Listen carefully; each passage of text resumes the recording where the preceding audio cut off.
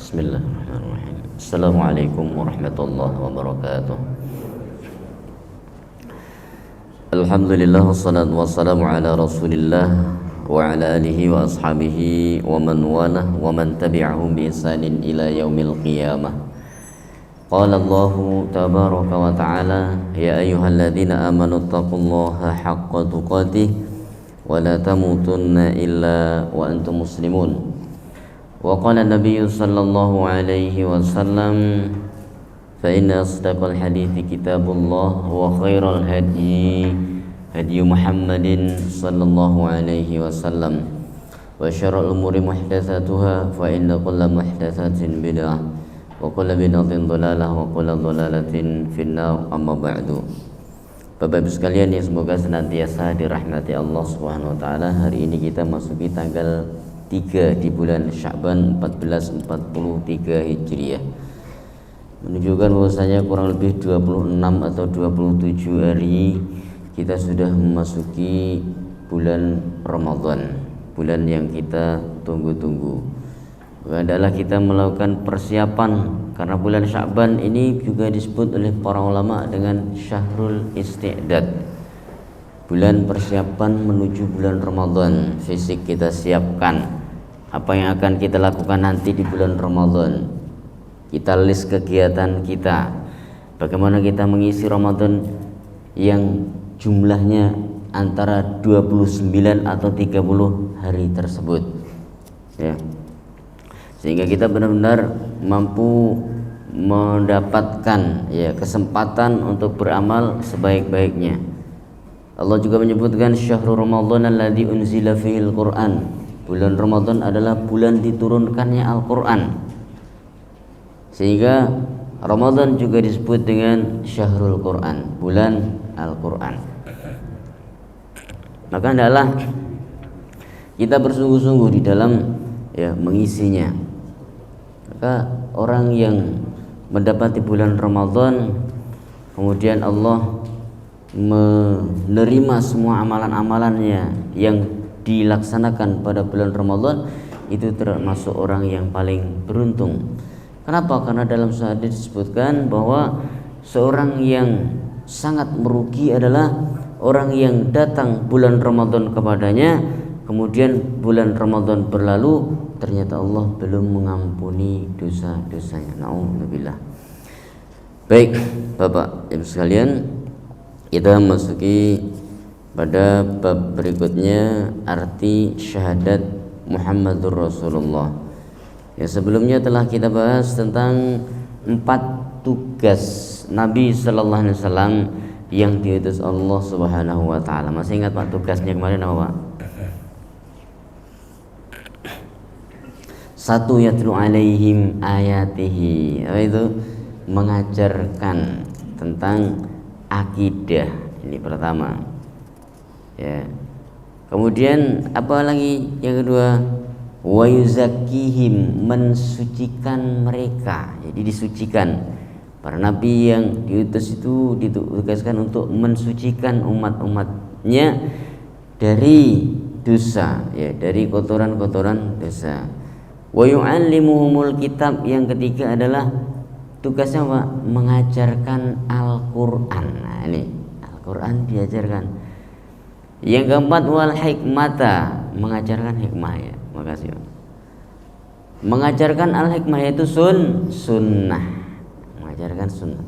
Ini 4 ini tugas yang Allah Subhanahu wa taala, ya, bebankan, ya, kepada Nabi sallallahu alaihi wasallam. Kemudian kita memasuki arti syahadat Muhammad Rasulullah. Makna syahadat Muhammad Rasulullah, anna Muhammadar Rasulullah, itu mengakui dengan lisan dan mengimani dalam hati bahwa sesungguhnya Nabi sallallahu alaihi wasallam bin Abdullah Al-Qurashi Al-Hashimi adalah utusan Allah untuk seluruh makhluk dari golongan jin dan manusia. Jadi Nabi sallallahu alaihi wasallam diutus itu bukan hanya untuk kita, Pak. Bukan hanya untuk golongan manusia, namun juga untuk golongan para jin, ya. Sehingga disebutkan dalam surah jin, surah Al-Ahqaf, wa il sarafna ilayka nafaran minal jinni yastami'una al-Qur'an falamma hadaruhu qalu ansitu falamma qudiya wallaw ila qaumihim munzirin. Ketika golongan jin mendengar Al-Quran dibaca, ya, falamma hadaruhu qalu ansitu, ketika mereka berkumpul dengan teman-temannya mendengarkan Nabi sallallahu alaihi wasallam membaca Al-Quran, ansitu, diam kalian, dengarkan apa yang dibaca ini. Subhanallah Pak, jin aja ketika dengar ayat Quran yang lain suruh diem, lah kok kita malah ngobrol kadang-kadang begitu. Kalah sama jin. Diam, suruh diam teman-temannya, pimpinannya nyuruh diam, ya kan? Jin ketika mendengar Quran yang lain disuruh diam, HP-nya suruh naruh dulu, taruh HP kamu. Ada HP juga dalam dunia jin. Ya mungkin. Falamma qudiya wallau ila qaumihim munzirin. Kemudian setelah mereka selesai mendengarkan, ya, apa yang dibaca Nabi sallallahu alaihi wasallam, mereka balik ke kampung mereka masing-masing. Ya, pulang Pak nih. Dari majelis Nabi itu jin itu pulang, gitu kan? Ada yang pulang ke BKT, kemana begitu mungkin. Nah, kemudian mereka cerita kepada kaumnya. Qalu ya qaumana inna sami'na kitaban unzila min ba'di Musa. Wahai kaumku, kemarin saya mendengarkan Nabi sallallahu alaihi wasallam membaca satu kitab. Kitab ini juga dulu pernah diturunkan kepada Nabi Musa, ya kan? Musaddiqan lima baina yadayhi yahdi ilal haqq wa ila thariqin mustaqim. Jin aja mengatakan, Pak, wahai kaumku, sesungguhnya kitab yang dibaca oleh Nabi ini, ya, yahdi ilal haqq, dia memiliki dua sifat. Ini jin ini tahu ini Allah menyediakan tentang jin. Dia mau menunjukkan ke jalan kebenaran, wa ila thariqin mustaqim, dan kitab itu juga menunjukkan bagaimana kita menempuh jalan yang mustaqim, yang lurus. Subhanallah. Nah ini Pak. Jadi Al-Quran diturunkan untuk jin dan manusia, ya, manusia dan jin. Syariat yang Allah perintahkan ini untuk, ya, jin dan manusia. Kemudian Allah berfirman, wa ma khalaqatul jinna wal insa illa liya'budun, di halaman 130, dan tidaklah aku menciptakan jin dan manusia illa liya'budun, melainkan supaya mereka beribadah kepadaku. Nah ini menunjukkan ayat 56 dari surah Az-Zariyat ini menunjukkan tujuan daripada penciptaan jin dan manusia, ya. Tujuannya apa? Liya'budun, supaya mereka beribadah kepada Allah. Sehingga seorang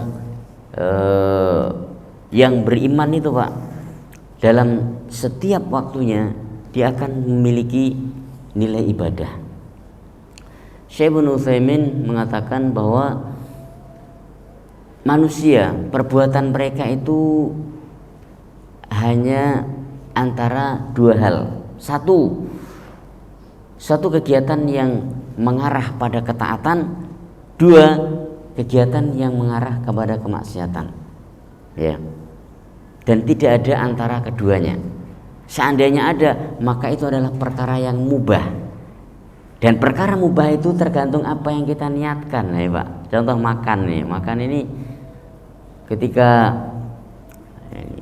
pada asalnya mubah, boleh, tapi ketika niat kita makan itu untuk menguatkan badan supaya kita kuat untuk ibadah, maka akan menjadi nilai ibadah dalam makan kita tersebut. Ya. Jadi itu luar biasanya ya, dengan ketauhidan itu maka semua aktivitas akan menjadi ibadah. Tidur, Pak. Tidur kalau misalkan ya sekedar untuk istirahat. Waj'alal laila libasa, dan kami jadikan malam sebagai waktu istirahat untuk kalian. Nah ini, jadi kalau waj'alna naumakum subata, menjadikan tidur kamu ini sebagai istirahat. Jadi itu yang Allah firmankan. Dan itu keperluan manusia. Tapi ketika mereka mengawali tidur itu dengan doa, membaca ayat kursi, maka sampai dia bangun, Pak, itu akan bernilai ibadah tidurnya itu. Tidurnya akan bernilai ibadah. Ya, beda tidur di pengajian, Pak. Itu bukan bernilai ibadah. Nah, subhanallah. Jadi ketika kita melakukan suatu aktivitas yang mubah, itu akan menjadi ibadah pada saat kita mengawalinya dengan benar, dengan doa. Dan tidak ada cara ibadah yang benar kecuali dengan cara yang telah dianjurkan oleh wahyu yang diturunkan kepada Nabi sallallahu alaihi wasallam. Nah, maka diutusnya Nabi ini adalah untuk wa yu'allimuhumul kitab wal hikmah, yang kemarin kita baca, mengajarkan Al-Qur'an dan As-Sunnah. Bagaimana cara kita ibadah, bagaimana cara kita baca Quran. Baca Quran itu tidak sekedar kita bisa baca tulisan Arab, Bapak Ibu sekalian, tidak. Itu ada ilmu cara membacanya, ya. Kemudian cara ibadah itu cara ilmunya. Maka termasuk baca Al-Quran ini, kata sahabat Zaid ibn Thabit radhiyallahu taala anhu, beliau mengatakan al-qira'atu sunnatun muttaba'ah. Membaca Al-Quran itu adalah bagian daripada sunnah yang caranya itu harus mengikuti Rasulullah sallallahu alaihi wasallam. Tapi sering kita lupakan. Kita menganggap yang namanya sunnah itu adalah bagaimana cara sholat. Kita menganggap yang namanya sunnah itu bagaimana cara kita berpakaian, bagaimana cara kita berzikir, bagaimana cara kita bermuamalah, bagaimana cara kita berakhlak, ya, bagaimana kita mengeluarkan zakat, sholat, puasa, haji. Kita menganggap sunnah itu ya itu saja. Padahal sunnah, di antara sunnah yang paling penting adalah cara membaca Al-Quran dengan benar. Ini sunnah yang paling utama itu, Pak. Ya, sunnah yang paling utama. Sehingga Nabi Sallallahu Alaihi Wasallam menunjuk orang-orang khusus untuk ya mengajarkan Al-Quran itu. Allah Subhanahu wa taala berfirman, Tabarakalladzi nazzalal furqana ala 'abdihi liyakuna lil 'alamin nadhira. Tabaraka, maha berkah, ya, maha berkah Allah. Alladzi nazzalal furqan, yang telah menurunkan Al-Furqan. Apa itu Al-Furqan? Itu Al-Quran. Kenapa disebut Al-Furqan? Karena dia membedakan antara yang benar dan yang salah. Membedakan ya, mana tradisi jahiliyah, mana tradisi Islamiyah. Nah, itu tradisi jahiliyah itu ada, Pak, ada 128 ya. 128 tradisi jahiliyah yang ditulis oleh Syekh Muhammad At-Tamimi. Ya, subhanallah. Ya, nanti bisa kita baca juga mungkin setelah selesai kitab ini. Dan itu subhanallah menyebar, sebagian masih banyak yang menggunakan itu, Pak. Subhanallah. Maka kita ini harus mewaspadai ya satu perbuatan yang terkadang ya, kita menganggapnya biasa, tapi ternyata hal itu adalah bagian daripada perkara jahiliyah. Nah, padahal jahiliyah itu sudah dihapuskan sejak diutusnya Rasulullah Sallallahu Alaihi Wasallam. Ya. Pembeda ala abdihi, Allah menurunkan kepada hambanya liyakuna lil alamina nadhira, supaya memberikan peringatan kepada al-alamin. Siapa al-alamin itu? Seluruh semesta alam. Siapa itu yang mendapatkan syariah, yang menjadi mukallaf itu siapa? Nah, jin dan manusia. Nah, jin itu juga punya kisos juga, Pak. Ya, ada mengkisos. Ada sebuah kisah zaman Nabi Sallallahu Alaihi Wasallam, seorang wanita yang keluar dari rumahnya. Ya.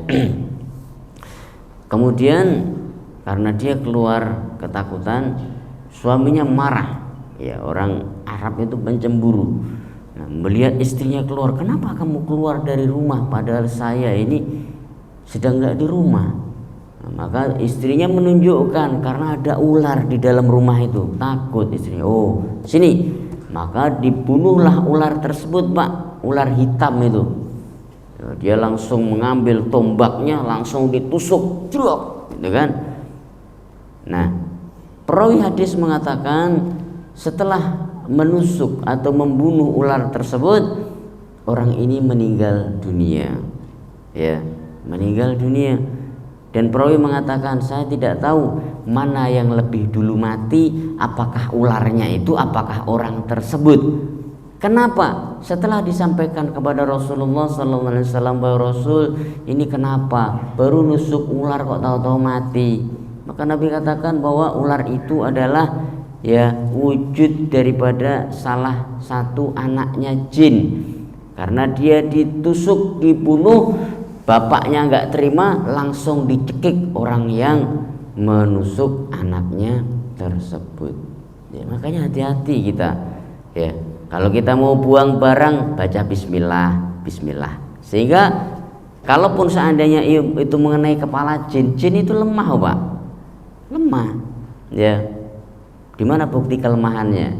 Surah Al-A'raf surat 7 ayat 27. Allah berfirman, innahu yarakum huwa wa qabiluhu min haitsu la tarawnahum inna ja'alna asyayatina awliya'a lilladzina la yu'minun.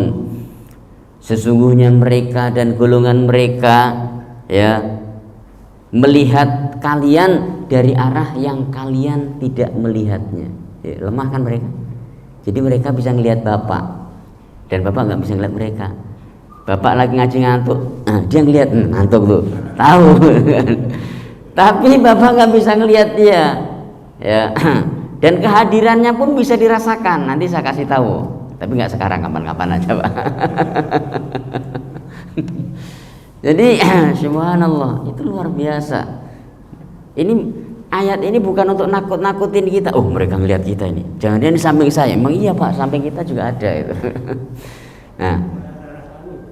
Nah, di sini ada. Tapi sebetulnya ayat ini untuk menunjukkan sisi lemahnya jin, Pak. Di mana sisi lemahnya? Apa kita tahu? Nah, sisi pendalilannya di mana? Itu loh. Ya, jadi sisi lemahnya mereka bisa ngelihat kita, tapi kita nggak bisa ngelihat mereka. Seandainya mereka itu kuat, tentu tahu-tahu mereka itu nyekik kita, tahu-tahu dorong kita, tahu-tahu ngikat ya leher kita ataupun kaki kita, ya kan? Tapi ternyata tidak. Namun ketika kita melakukan kesalahan kepada mereka, mereka bisa melakukan pembalasan kepada kita. Nah, makanya kita mengucapkan doa, ya. Mungkin ketika kita tidur malam, ya itu tahu-tahu di tempat tidur kita ini mungkin ada yang nempatin, tapi kita kan nggak melihat. Maka kita baca Bismillah, kita kebut Bismillah, Bismillah, mereka akan pergi. Kita baca Bismillah itu mereka pergi.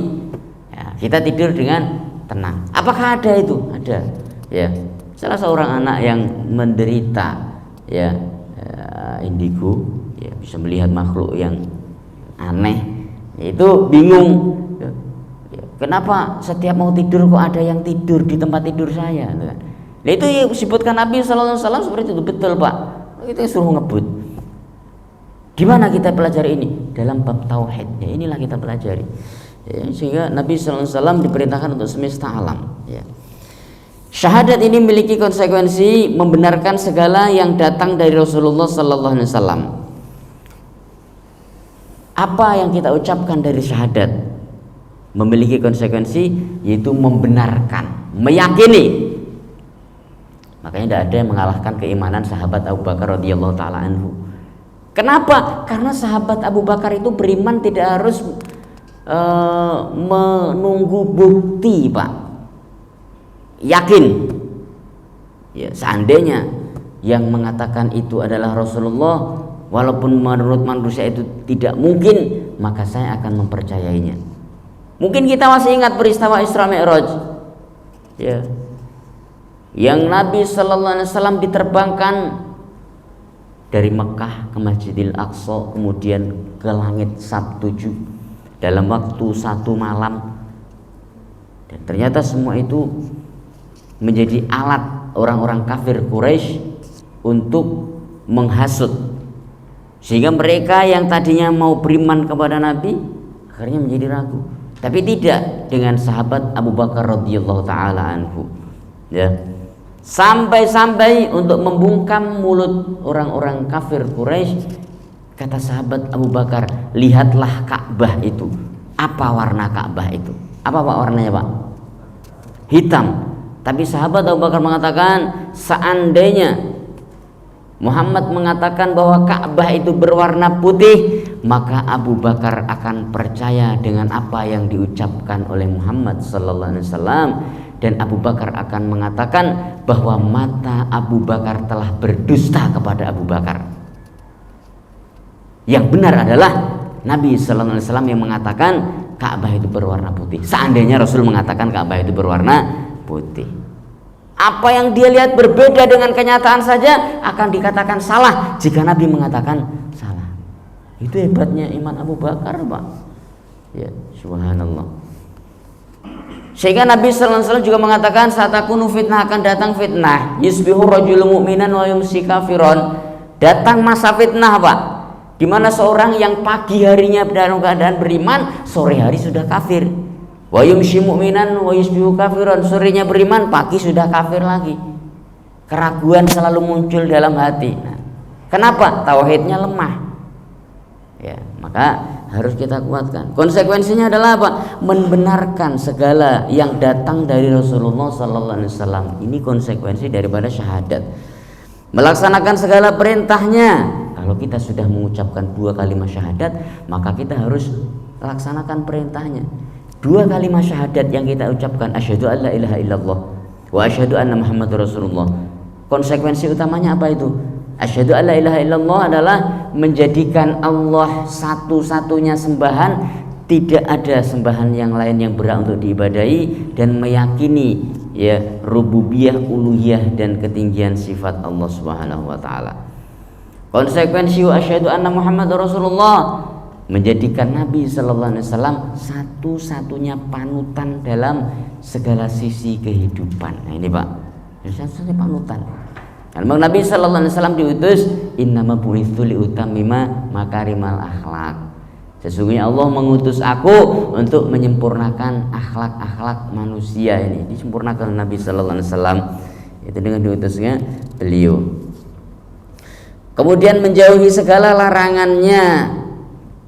Ini apa yang dilarang Allah dan Rasulnya melarang apa, maka kita jauhi. Ini konsekuensi dari tauhid. Ya, bukan hanya di lisan, Pak, bukan hanya pengakuan tauhid itu. Ya. Dan tidak menyembah Allah kecuali dengan apa yang beliau syariatkan. Kita tidak beribadah kepada Allah kecuali dengan apa yang beliau syariatkan. Di dalam kitab Ihya Ulumuddin, Imam Al-Ghazali mengatakan, man ya'budullaha bi ghairi ilmin fala yazidu indallahi illa bu'dan. Siapa yang beribadah kepada Allah tanpa ilmu, maka dia tidak akan mendekatkan dirinya kepada Allah, namun justru akan menjauhkan antara dirinya dengan Allah Subhanahu wa taala. Ya, maka kita hati-hati itu, Pak. Ya, makanya kitab Ihya ini kan terkenal juga ini. Jadi beribadah kepada Allah itu melalui syariat yang dibawa oleh Nabi sallallahu alaihi wasallam. Sehingga Muawiyah Al-Muzani, ya, tahu Muawiyah Al-Muzani kan Pak ya? salah seorang tabi'in, ya, bapaknya Iyas bin Muawiyah Al-Qadhi atau Iyas Al-Qadhi, yang sangat cerdas sekali, ya, sangat cerdas sekali anaknya ini. Tabi'in beliau ini, dan bertemu dengan sahabat. Beliau mengatakan ada mungkin 100 sahabat Nabi yang pernah saya jumpai, nah, itu kan tabi'in, karena banyak sahabat. Dan banyak pula di antara mereka yang saya tanya itu tidak tahu masalah kecuali sholat, kecuali satu masalah, kecuali tidak tahu, Pak. Apakah sahabat itu bodoh? Bukan masalah bodohnya, masalahnya adalah mereka tidak berbicara kecuali dengan ilmu. Nah itu, Pak, subhanallah, mereka tidak beramal kecuali dengan ilmu. Sekali aja ketemu Nabi itu orang udah jadi sahabat, Pak, ya. Makanya hadis tentang puasa di bulan haram itu kan tentang siapa?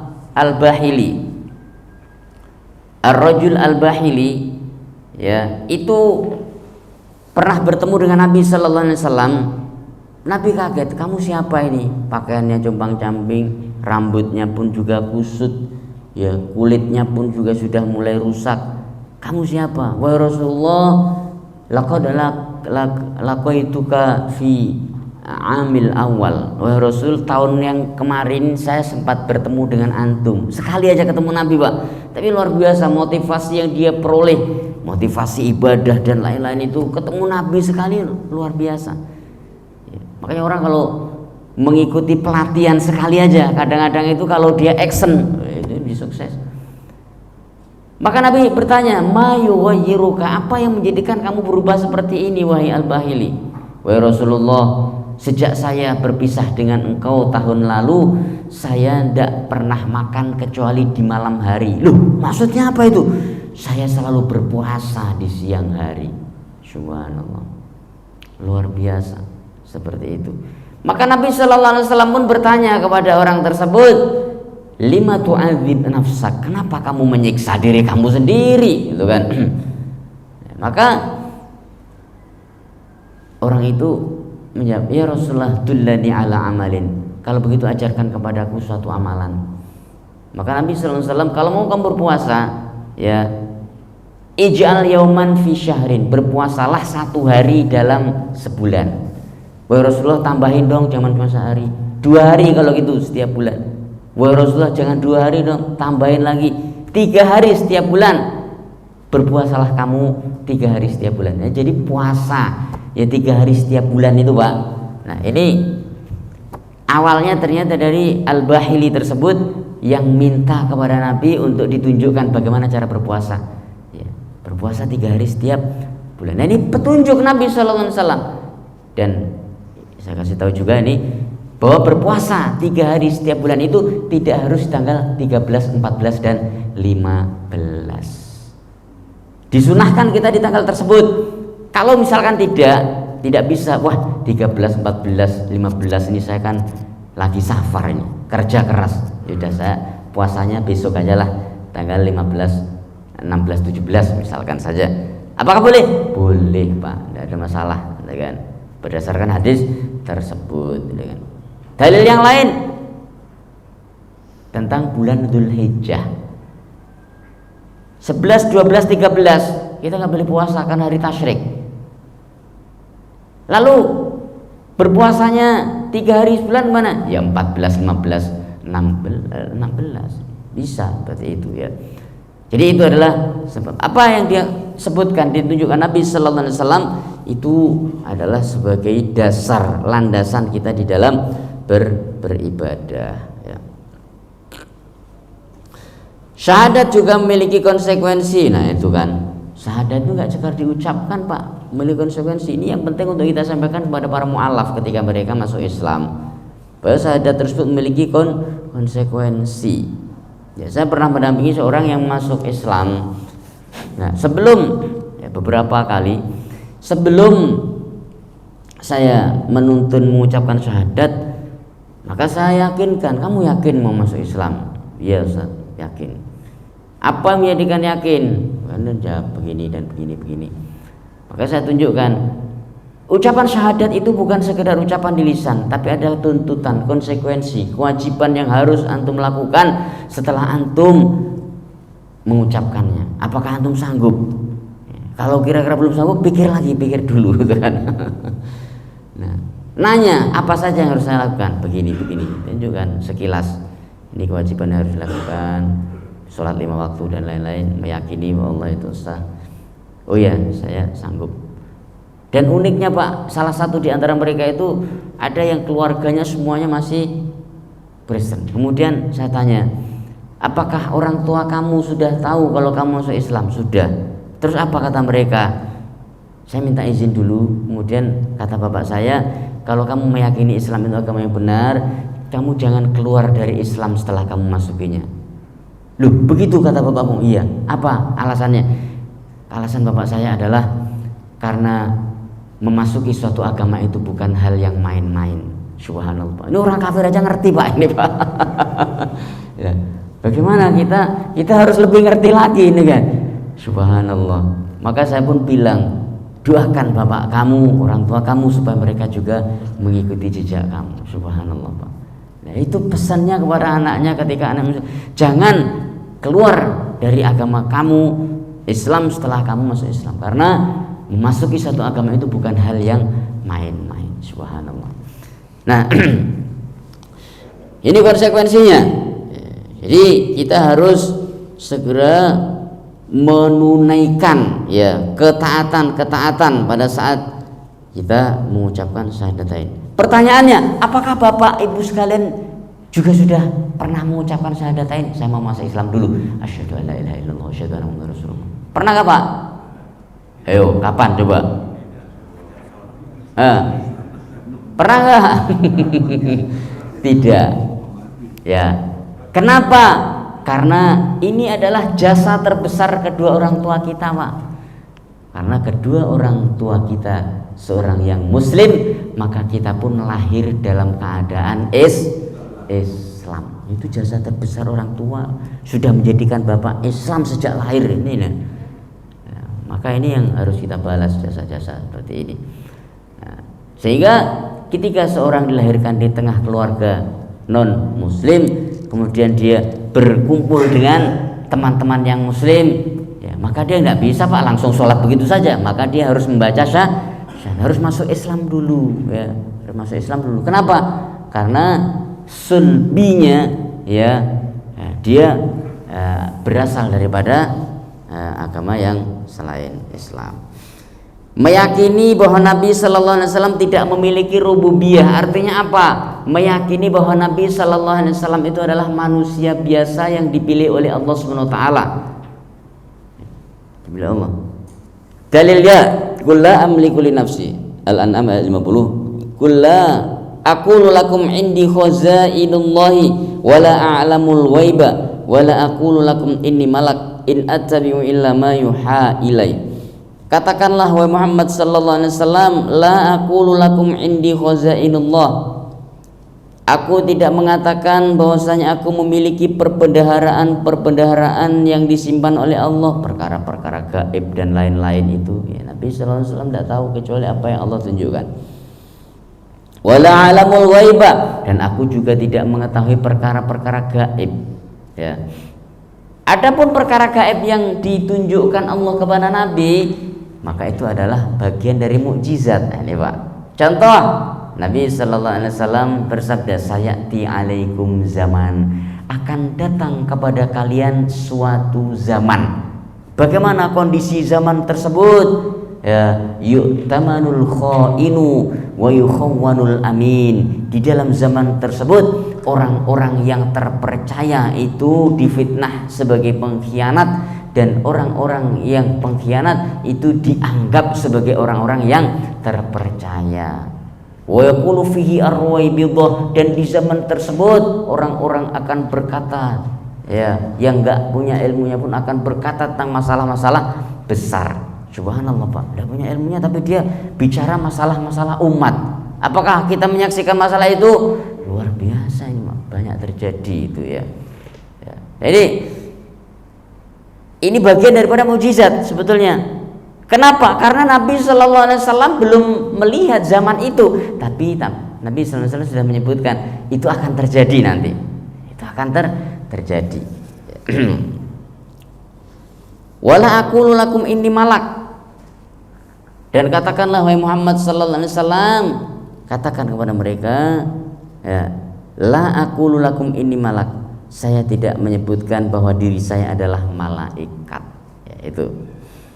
In attabi'u illa ma yuha ilayya, saya tidak mengikuti, tidak melakukan apapun melainkan apa yang Allah wahyukan kepadaku. Jadi apa yang dilakukan Nabi Sallallahu Alaihi Wasallam itu bagian daripada wahyu yang Allah turunkan kepada beliau Sallallahu Alaihi Wasallam. Ya, beliau melakukan sholat, beliau melakukan apa? Ini semuanya adalah wahyu. Beliau mampu untuk melakukan membalas kejahatan dengan kebaikan. Itu adalah wahyu, Pak. Melaksanakan apa yang Allah perintahkan. Ya, beliau memaafkan orang-orang yang berbuat ya salah, yang menzalimi beliau. Ya, maka ini adalah bagian daripada wahyu, kekuatan wahyu yang Allah berikan pada Nabi Sallallahu Alaihi Wasallam. Kemudian Allah juga berfirman, Kul innila amliku lakum dharran wala rasyada. Katakanlah, sesungguhnya aku tidak mampu mendatangkan suatu bahaya pun dan tidak mampu juga mendatangkan kemanfaatan untuk kalian. Subhanallah. Qul inni la yujirani minallahi ahadun walan ajida min dunihi multahada.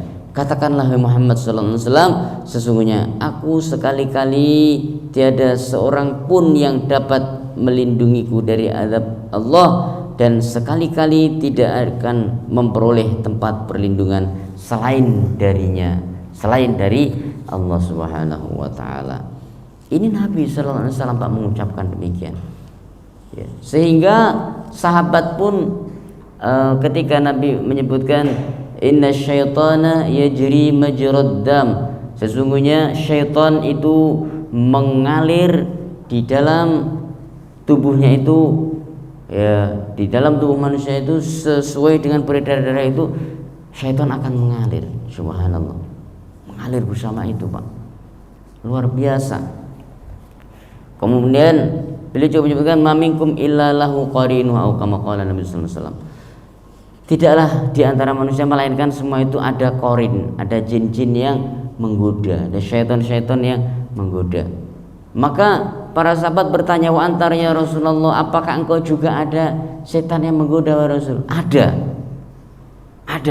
Illa an yataghammani Allah bi rahmatih. Namun bedanya setan yang ganggu saya dan ganggu kalian itu beda, kata Nabi. Bedanya apa? An yataghammani Allah bi rahmatih. Allah ya melindungi saya dengan rahmatnya, sehingga syaitan yang ada di dekat saya tidak mengajak, tidak memerintahkan kecuali pada kebaikan. Subhanallah. Nah, itu Pak, luar biasanya itu. Ya. Maka ketika kita ya dekat dengan Allah Subhanahu wa taala, maka Allah akan melindungi kita. Kemudian Allah juga berfirman dalam surah Al-A'raf ayat 188, Qul la amliku li nafsi naf'a wa la dharran illa ma sya'allah. Katakanlah wahai Muhammad sallallahu alaihi wasallam, tidaklah aku mampu untuk mendatangkan manfaat dan tidak pula mampu mendatangkan mudarat illa ma sya'allah, kecuali apa yang Allah kehendaki. Artinya apa? Kita mampu melakukan sesuatu karena Allah menghendaki kebaikan atau kemampuan tersebut. Jika tidak ya. Walau kuntu alamul ghaiba, seandainya aku, kata Nabi sallallahu alaihi wasallam, a'lamul ghaiba, mengetahui perkara-perkara yang gaib, lastakthartu minal khairi, niscaya aku akan memperbanyak amalan-amalan kebaikan atau lebih banyak lagi, ya. Wama massaniyasu, dan jika seandainya aku juga mengetahui perkara gaib itu, tidak ada satu keburukan pun ya yang menyentuh diriku. In ana illa nadhiru wa basyirul liqaumi yu'minun. Bukanlah aku ini melainkan pemberi peringatan bagi orang-orang kafir dan pemberi kabar gembira bagi orang-orang yang beriman, ya. Jadi Masya Allah Pak, ketika seorang mengetahui perkara yang gaib, tentu dia akan memperbanyak kebaikan. Dan satu hal yang diucapkan sahabat Umar bin Khattab radhiyallahu taala anhu, "Lau ya'lamun nasu minal aqdar." Seandainya manusia itu ya dipaparkan kepadanya, dihamparkan kepadanya tentang takdir-takdir untuk dirinya nih. Wah, ternyata Allah ngasih buku takdir nih sama saya ini. Takdir saya ini dibaca semuanya. Kata sahabat Umar bin Khattab, seandainya itu terjadi, ya, lakhtara al-qadra ma yakhtarullahu lahu. Niscaya manusia itu akan bingung, stres dan pusing, bahkan mungkin menjadi gila. Ujung-ujungnya apa? Ujung-ujungnya dia akan memilih takdir yang Allah pilihkan untuk dirinya. Seandainya catatan takdir itu dihamparkan kepada dirinya Pak, maka kata sahabat Umar, dia akan tetap memilih takdir yang Allah pilihkan untuk dirinya. Artinya apa? Yuridullahu bikumul yusra wa la yuridu bikumul usra. Allah menghendaki kemudahan dan tidak menghendaki kesulitan untuk hambanya. Artinya apa? Kebaikan itu yang Allah ya kehendaki untuk kita itu. Jadi apa yang Allah pilihkan untuk kita, ya itulah yang terbaik. Ya itu yang terbaik. Tidak ada lagi yang lebih baik daripada apa yang Allah ya pilihkan ya untuk hamba-hambanya. Kemudian ayat ini juga menjelaskan bahwasanya tidak ada yang berhak diibadahi melainkan Allah Subhanahu wa taala. Ya, karena ibadah hanyalah hak Allah Subhanahu wa taala. Kemudian Allah juga berfirman di dalam surah Al-An'am 162 163, "Qul inna sholati wa nusuki wa mahyaya wa mamati lillahi rabbil alamin." Katakanlah wahai Muhammad sallallahu alaihi wasallam, inna sholati, sesungguhnya salatku, wa nusuki. Nah, di sini diartikan sembelihanku. Artinya ya nusuk itu ibadah, karena nusuk itu kan manasik. Ya, cara-cara ibadah yang dilakukan. Wa mahyaya, dan kehidupanku, wa mamati, dan matiku, lillahi rabbil alamin, untuk Allah semesta alam. Kalau hidup mati kita ya ini untuk Allah, karena Allah. Kenapa kadang-kadang seorang manusia itu ribut dengan satu hal-hal yang kecil, padahal kita ini apa? Untuk Allah Subhanahu wa taala, Pak. Berarti apa? Ketika ya masalah kecil kemudian menjadi besar, itu berarti ada indikasi yang menyebabkan ya niatnya atau tujuannya sudah menyimpang. Nabi sallallahu alaihi wasallam apa yang dilakukan semuanya kebaikan. Ya, semuanya kebaikan. Sampai tidur beliau. Satu saat beliau keluar dari tempat tidurnya, diceritakan dalam kitab Az-Zuhd karya Imam Ahmad bin Hanbal. Nabi sallallahu alaihi wasallam keluar dari kamar beliau dalam keadaan di pipinya atau di jidatnya ada bekas pelepah kurma, ya di pipinya itu karena miring dulu. Maka sahabat Abdullah bin Mas'ud radhiyallahu taala anhu menangis. Nabi sallallahu alaihi wasallam bertanya, "Ya Abdullah, ma yubkika?" Wahai Abdullah, apa yang menjadikan engkau menangis? Ya Rasulullah, Kisra wa Kaisar fid dibaj. Wahai Rasul, bagaimana aku tidak menangis? Penguasa Persia dan penguasa Romawi, mereka tidur di singgasana yang empuk dan nikmat, tapi engkau keluar dari kamarmu dalam keadaan seperti ini. Bagaimana aku tidak bersedih melihatnya, wahai Rasul? Maka Nabi sallallahu alaihi wasallam pun menjawab, "Ya Abdullah, la tabki." Wahai Abdullah, jangan kamu menangis. Fa innalahumud dunya walanal akhirah, kata Nabi. Sesungguhnya Allah hanya memberikan dunia kepada mereka, sementara akhirat Allah berikan untuk kita. Subhanallah.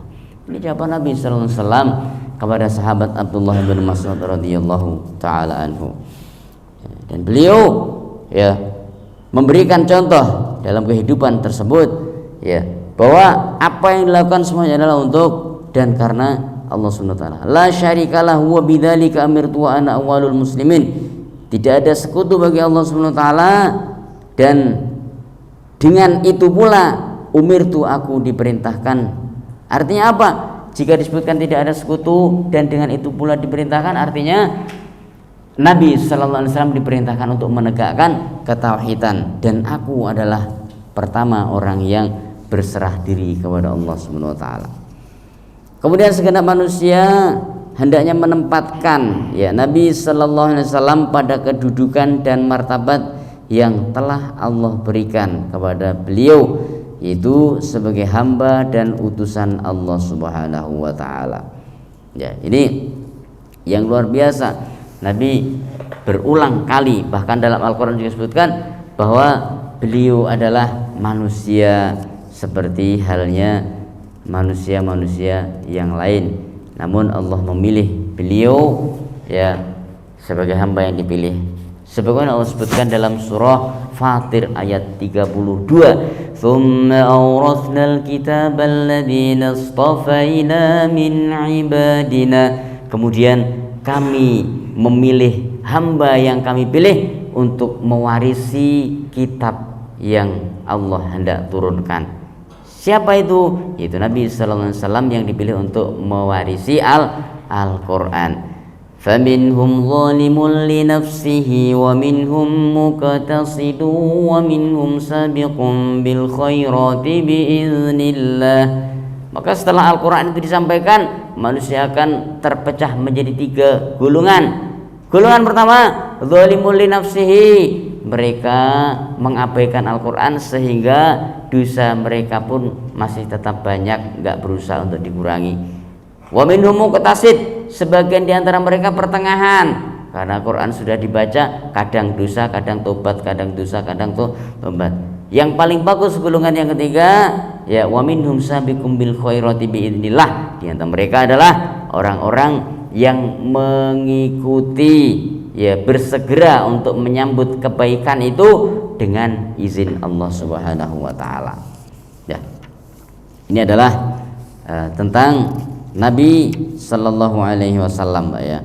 Di mana syahadat Rasul konsekuensinya adalah kita mengikuti sepenuhnya apa yang dibawa oleh Nabi sallallahu alaihi wasallam, walaupun kita belum sanggup untuk melaksanakan semuanya. Makanya disebutkan ya ada 2 hal yang menyebabkan hancurnya umat terdahulu, kata Nabi sallallahu alaihi wasallam, innama ahlakal ladzina min qablikum kasratu masailihim. Sesungguhnya yang menghancurkan umat terdahulu, masalah pertama adalah kasratu masailihim, mereka terlalu banyak masalah, banyak nanya nggak dilaksanakan, Pak, nanya tok itu kan. Nah itu kan ini kadang-kadang kita setelah tahu hukum kita berpikir itu kan. Nah jadi yang kedua ya waqtilafuhum ala anbiyaihim, setelah bertanya kemudian dijawab oleh nabi-nabi mereka, waqtilafuhum ala anbiyaihim, apa? Menyimpang dari apa yang diajarkan oleh nabi-nabi mereka. Makanya salah satu kata Nabi sallallahu alaihi wasallam, ya Rasulullah, wahal mim ba'di al khair as-su, apakah setelah kebaikan itu akan ada keburukan lagi? Ada. Apa itu?